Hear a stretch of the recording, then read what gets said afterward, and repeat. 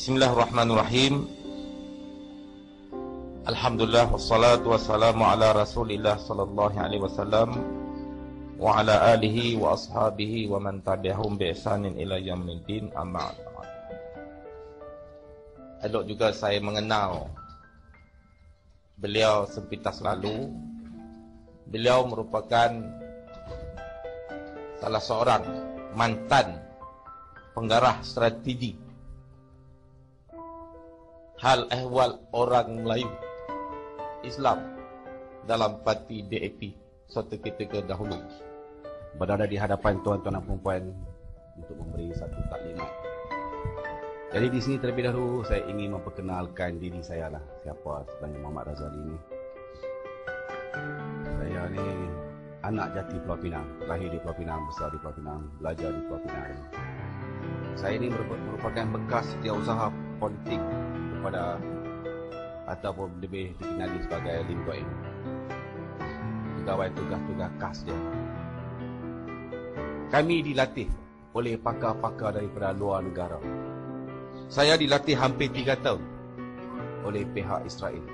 Tugas utama saya semasa saya berada dalam kerajaan negeri adalah merancang bagaimana nak mengusir orang Melayu ni keluar daripada Pulau Pinang. Saya tak tuduh orang lain. Saya tak kata orang tu baik, orang ni baik. Saya kata sayalah orang yang terlibat secara langsung. Isu di tanah-tanah orang Melayu di Pulau Pinang ni. Isu di pokok asam di Jultung. Isu di balik pulau. Bayan Muntiara. Pelupusan tapak masjid yang berharga 185 juta ni. Sayalah orang yang terlibat secara langsung. Yang merancang. Saya ni merupakan anak mas lah orang kata kepada anak Lim Guo Eng ni. Tapi saya tidak akan muncul di hadapan. Tak pernah muncul di hadapan. Selalunya akan berada di belakang tabir saja. Saya tidak dibenarkan muncul di hadapan sampai tahap itu. Ini merupakan pakar, ketua pakar strategi DAP, Tony Poh, ahli Parlimen Petaling Jaya. Di bawah dia lah kami 16 orang berada. Itu untuk pengetahuan tuan-tuan dan puan. Di sini saya ingin berkongsi satu pengalaman saya. Apa yang latihan yang diberikan oleh pihak Yahudi.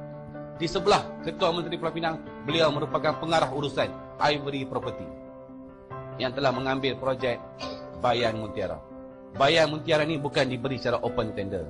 Kami telah berbincang 3 hari 2 malam di situ. Itu tidak diberi open tender. 2009 kita dah set lah nak bagi dekat Ivory Property. Begitu juga dengan projek-projek lain yang sedang rancak sekarang, sedang diusahakan di bahagian terutamanya di bahagian Batu Feringgi tu.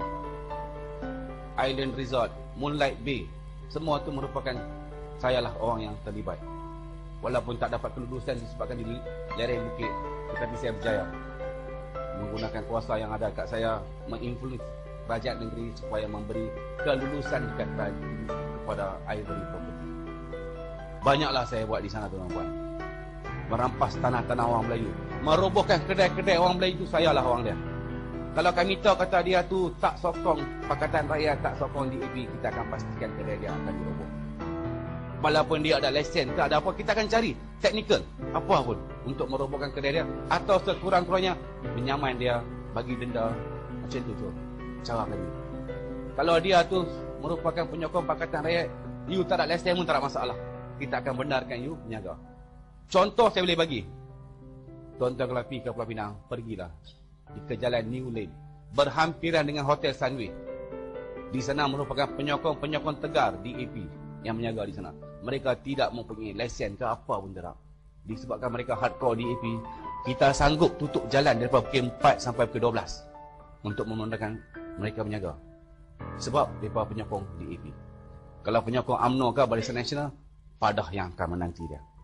Apabila saya sampai di Sibu, tempat tinggal ataupun hotel, bilik hotel yang sepatutnya yang disediakan oleh DAP ni telah pun diambil alih oleh rakan saya daripada Selangor.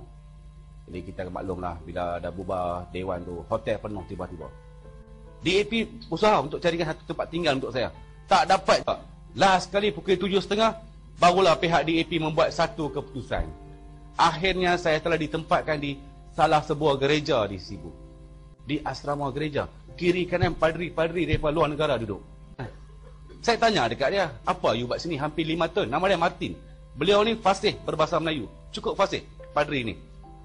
Tugas utama dia adalah untuk mengkristiankan orang-orang Melayu di situ. Dia kata terlalu ramai, lots. Paling kurang, dia tak sekurang-kurangnya 2 orang Melayu akan dikristiankan setiap minggu. Bayangkan dia duduk sana 5 tahun, 1 padri. Tak termasuk padri-padri yang lain.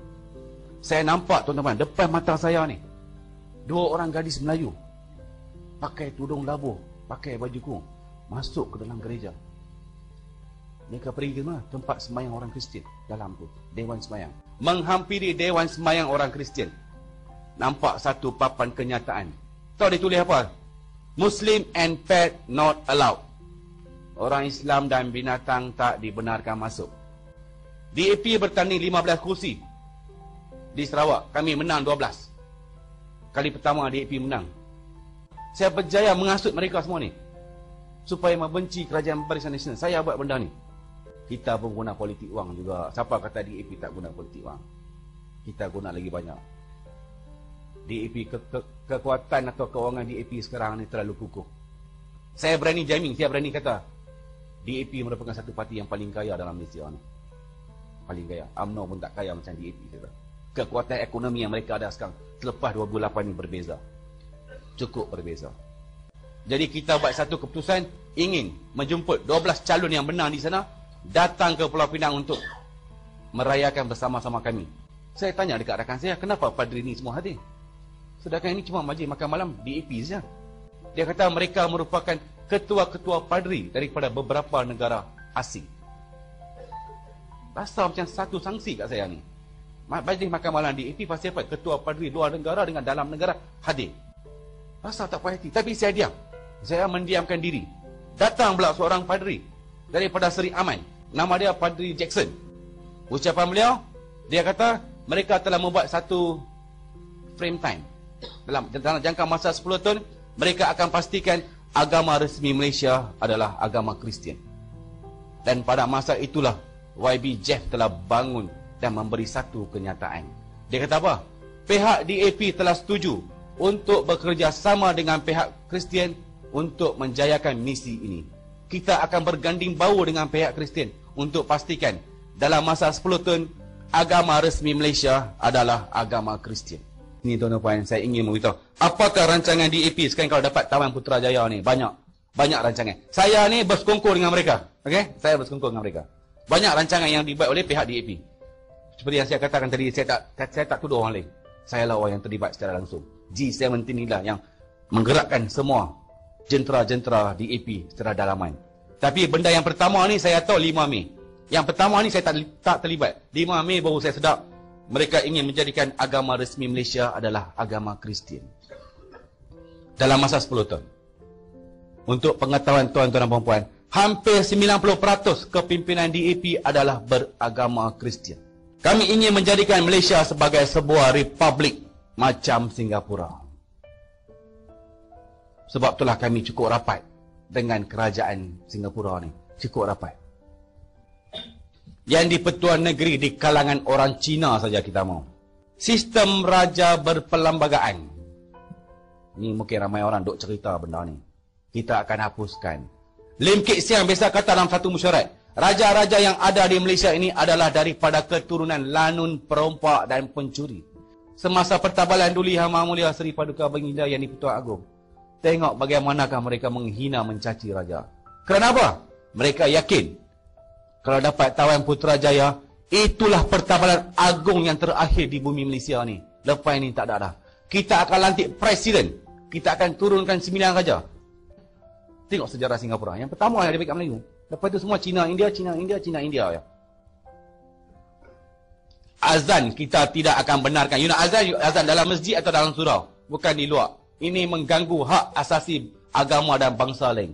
Sekarang di Pulau Pinang, arahan kerajaan supaya azan diperlahankan. Matlamat DAP ada supaya azan diharamkan. Pertandingan tilawah membaca Al-Quran sekarang baru yang habis peringkat kebangsaan, yang depan peringkat antarabangsa, kita akan haramkan. Ini tidak adil. Tidak adil untuk agama lain. Badan-badan NGO yang berteraskan perjuangan orang Melayu, dia paling benci Perkida dengan Perkasa. Kita akan haramkan kedua-dua pertubuhan ini. Kita akan labelkan kedua-dua pertubuhan ini sebagai pertubuhan pengganas. Perkahwinan campuran akan digalakkan di bumi Malaysia ni. Cina boleh kahwin dengan Melayu, tak payah tukar agama, tak apa. Semua agama sama kita akan buat. Macam apa yang sedang berlaku di Indonesia dan di Singapura. Boleh kahwin, bebas. Dan setiap pasangan yang sanggup berkahwin campuran akan diberi wang sagu hati sebanyak RM5,000 kita akan bagi. Dan ada lagi satu, tuan-tuan puan. Kalau kita dapat anak, walaupun mak dia Islam, bapa dia Islam, anak tak semestinya Islam. Agama anak hanya akan ditentukan selepas anak itu berumur 18 tahun. Bahasa Inggeris kita akan jadikan bahasa kebangsaan. Bahasa Malaysia cuma bahasa perantaraan saja. Bahasa Inggeris bahasa utama, bahasa kedua kita akan galakkan adalah bahasa Mandarin.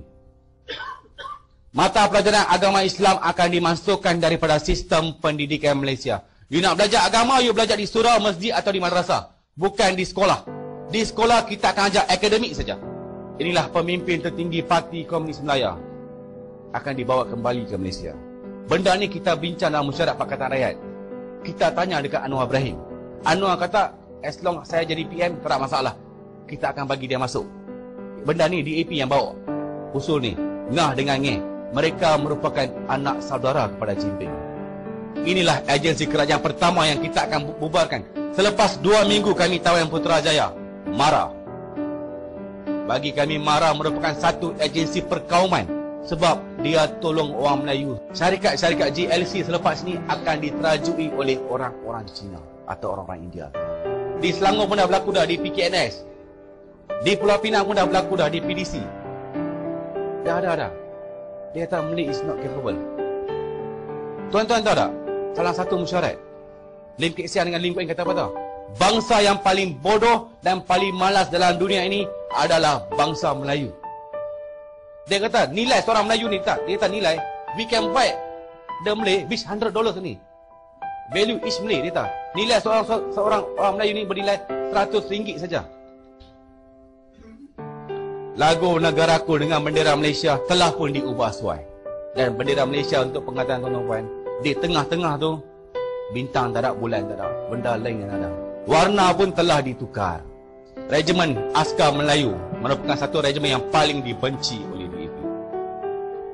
Dia kata apa? Banyak orang Cina telah dibunuh pada tahun 69 di Pulau Pinang, di Ipoh dan juga di Kuala Lumpur oleh regimen ni lah. Dia akan tukar. Dia paling benci 3 benda ya. DAP paling benci 3 benda. Islam, Melayu dan Raja. Clear. 3 ni yang paling-paling dibenci oleh DAP. Pada bulan Januari tahun lalu, DAP telah menghantar 12 pakar dia pergi ke Beijing, China.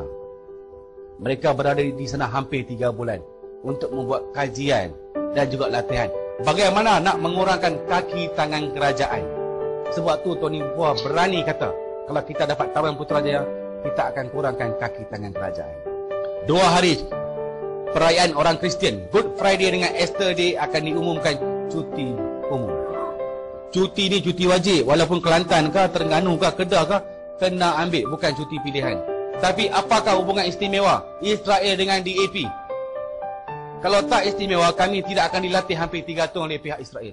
Di Singapura, kita akan jumpa 2 orang saja. Satu bekas pemimpin atau bekas Perdana Menteri Singapura, Lee Kuan Yew, dan lagi satu adalah wakil ataupun duta Israel di Singapura. Tuan-tuan tahu tak?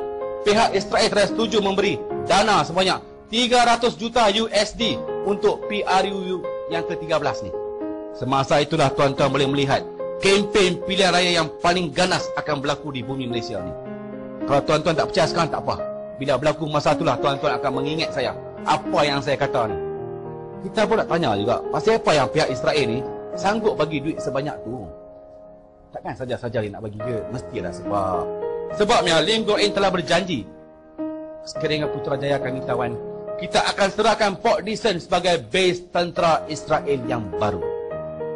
Majlis Agama Islam akan dibubarkan dan akan digantikan dengan majlis di antara agama. Semua agama duduk dalam satu jabatan macam IFC. Kita gabungkan semua duduk dalam satu jabatan ya. Begitu juga wang zakat boleh digunakan oleh orang bukan Islam. Mahkamah Syariah, mahkamah yang berteraskan agama, tidak akan dipraktikkan lagi di bumi Malaysia. Kita akan guna satu mahkamah sivil saja. Yang lain semua kita akan tolak. Kita tidak akan iktiraf. Dasar ekonomi baru. Lepas Lim Kok In ambil sumpah, inilah kenyataan pertama dia. Akan hapuskan dasar ekonomi baru. Selepas Pakatan Rakyat menang, dapat tawan Putrajaya, dua benda akan berlaku dalam masa 5 tahun. Yang pertama, memang betul kita akan lantik. Kita akan lantik Anwar Ibrahim sebagai Perdana Menteri. Memang betul. 100% betul. Memang. Kita akan lantik Anwar Ibrahim. Tetapi Anwar Ibrahim hanya akan menjadi Perdana Menteri selama 2 tahun saja. 2 tahun saja. Selepas itu kita akan turunkan dia. Bagaimana kita nak turun seorang Perdana Menteri? Kita akan turunkan dia melalui isu moral dengan isu rasuah, pesalahgunaan kuasa yang bukti-bukti dia ada di tangan Karpal Singh. We know how to teach him. Saya tanya dekat Karpal dalam satu mesyuarat. Pada tahun 97, you yang kata dia ni kaki libat. Dalam parlimen dia kata tu. Dia kata, tapi pasal apa sekarang kita duk backing dia. Saya tanya sebab saya pun nak tahu juga. Pasal apa yang jadi macam ni? Dia kata memang betul. Anwar memang kaki libat. Apa yang dikata is all true. But we need him. We need him. Dia sebagai orang tengah antara PAS dengan DAP. Ya, kita akan lantik dia sebagai Perdana Menteri. Lepas tu we know how to throw him out. Kita tahu kita nak buang dia macam mana. Kita akan gunakan kesilapan lampau dia. Masa itulah kita akan tunjuk dekat rakyat. Mengatakan pemimpin Pakatan Rakyat sanggup menurunkan Perdana Menteri dia. Kita tunjuk ketulusan Pakatan Rakyat. Dan pada masa itulah kita akan lantik Lim Guan Eng sebagai Perdana Menteri Malaysia yang baru. Ingat tak baru-baru ni Karpal Singh kata dia nak orang bukan Islam jadi Perdana Menteri. Baru yang berlaku. DAP spin dulu benda ni. Tengok reaksi macam mana. Memang perancangan DAP nak Lim Guan Eng sebagai Perdana Menteri Malaysia. Anwar 2 tahun. Selepas dia Lim Guan Eng jadi Perdana Menteri, lagi satu benda akan berlaku. Pada tahun yang ketiga ataupun pada tahun yang keempat ni, satu benda akan berlaku. Parti yang berteraskan agama kita akan bubarkan. Parti PAS. Ini orang PAS pun tak tahu benda ni. Perancangan DAP. Kita tengok sekarang pemimpin-pemimpin PAS ni macam mana. Tak macam dulu dah. Berbeza dah. Berbeza sangat. Banyak pemimpin PAS sekarang terlalu liberal. Terlalu liberal. Dulu dia kata apa? Nak tegakkan Islam. Kena belasah dengan Karpal Singh, dia tukar kebajikan pula. Dia boleh kata pula, dalam Al-Quran tak ada perkataan negara Islam. Lama ni yang mereka duk juang tu apa? Apa yang mereka menjualkan selama ni? Kita tengok kenyataan Presiden PAS. Adi Awang kata apa? Salah satu kenyataan dia, kita boleh kawan dengan Yahudi. Kita tak boleh kawan dengan Zionis. Apa beza Yahudi dengan Zionis ni? Ada beza tuan-tuan? Ada beza? Apa beza kinzir dengan babi? Apa beza riba dengan bunga? Nama saja lain, benda yang sama. Awak yang bengong sangat Presiden PAS ni. Penyokong dia lagi satu. Taksub sangat. Bukalah minda, bukalah hati awak taksub sangat ni. Lepas ni betul dah, 5 perut 3 serangkai, buta perut tak ada akal. Tak mau tutup everything close ya. Sampai macam tu lah. Kita tengok, bersih lah. Saya ambil contoh bersih. Tempat yang paling suci untuk orang Islam, Mekah dengan Madinah pun dikotori oleh siapa? Puak-puak ni. Adakah DAP buat di Galaxy, di tempat tokong Cina ada? DAP buat bersih. Adakah orang India buat di Batu Cave? Bersih ada? Adakah? Tengok, siapa yang menjadi baruah DAP ni? Tempat paling suci orang Islam ni. Dua tempat tu pun dicemari sampai macam tu lah. Disebabkan politik lah. Sampai macam tu nak tunjuk kesetiaan kepada DAP. Mak Sabu dengan pemimpin DAP yang lain duduk. Majlis bermula dengan ucapan pemimpin DAP. Lepas tu Guan Eng bagi ucapan. Last sekali Mak Sabu. Ucapan Mak Sabu biasalah. Dengan lawak jenaka dia, it's normal. Tetapi di tengah-tengah ucapan dia, satu kenyataan telah dikeluarkan oleh Mak Sabu. Walaupun saya masa tu berfahaman DAP, tak pernah terlintas dalam hati saya nak kata benda tu. Saya cukup terkejut. Saya tangkap seorang pemimpin PAS ni sanggup kata benda tu. Tahu dia kata apa? Saya lebih rela makan babi dengan Guan Eng daripada saya makan ayam dengan Najib. Saya lebih rela makan babi dengan Guan Eng daripada saya makan ayam dengan Najib.